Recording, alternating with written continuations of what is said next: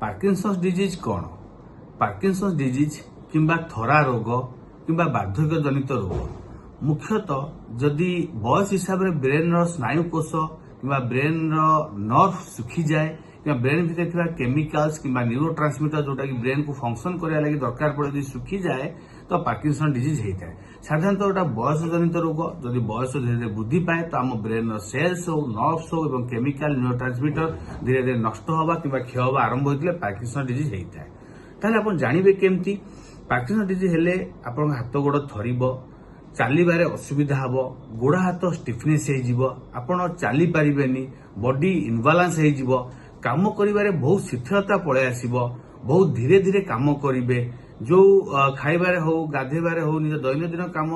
करने जिते समय लगुला धीरे धीरे आप स्लो हो चला बुला भी स्लो हो आपन चली पारिबेनी बहुत समय चलिया स्पीड चलिक आप गली पड़े बॉडीर कौन बालांस रही सब मुह हो ओठ हो गोड़ हाथ हो थरा थरी हो कार मुह थरे कार हाथ गोड़ थरे कार सब जगह हाथ गोड़ थरे बहुत समय पूरा बॉडी भी थरे। तो जदि आपण ए सब लक्षण आप निकटरे कि बंधु बांधव पाखे देखुं तो विलंब कहतु ना यथाशीघ्र कौन स्नायुरोग विशेषज्ञ को परामर्श करूँ कहीं पार्किंसंस रोग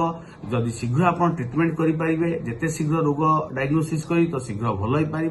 जदि आप लेट करेंगे हुए तो गोटे लोक पारालाइज हो पारे बेडरिडन हो पारे बहुत समय अन्य कम्प्लिकेशन गोटे लोक डेथ हो पारे तेणु जमा विलंब न करी निकटस्थ आप स्नायुरोग विशेषज्ञ यथाशीघ्र परामर्श कर डायग्नोसिस कर निज ट्रिटमेंट आरंभ करें।